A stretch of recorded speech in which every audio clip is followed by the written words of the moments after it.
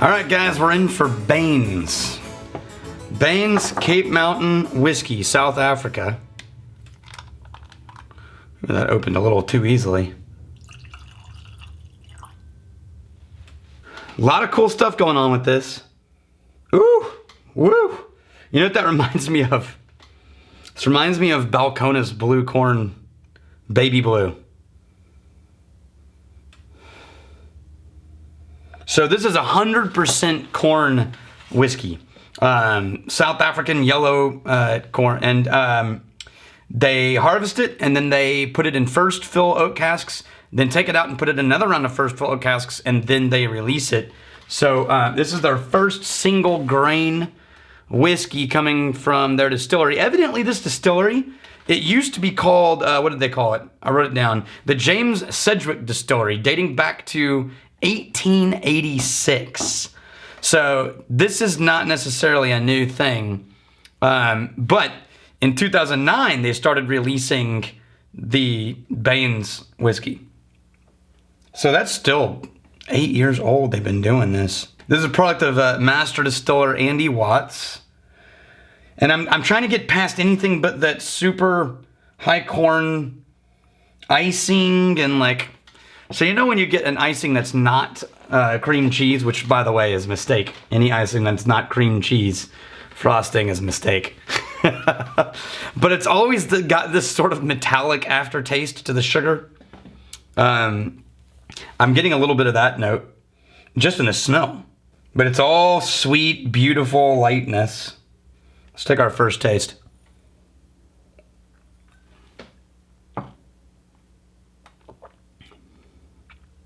Yeah, it tastes exactly like it smells.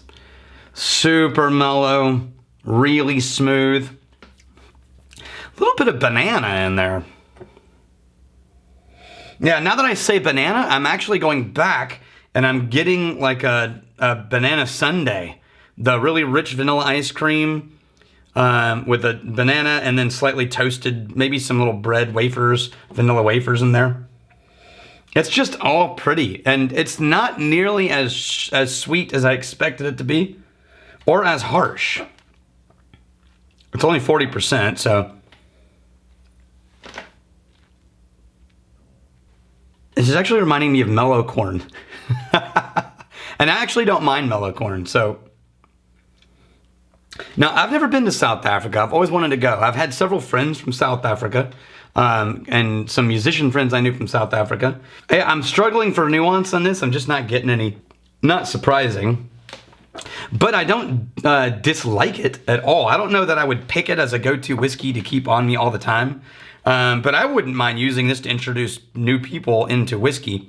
This just greased the doorway like nobody's business. Just slide right into whiskey. Gotta say, man, for the first 3 days of Master of Malt, they're not really playing my music yet.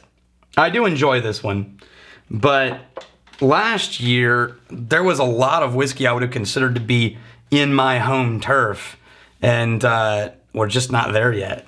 So I like that we've explored 3 very diverse locations so far. Ironically, the friendliness of all 3 of these has been the same. No complexity and no real aggression, no whiskey.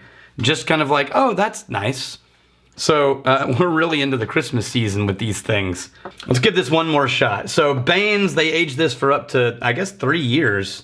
Oh, so first fill. What do people mean by first fill? So first fill, traditionally in Scotland, now most countries, they don't have to follow a lot of these rules, but when you're in Scotland, first fill does not mean a brand new fresh oak cask.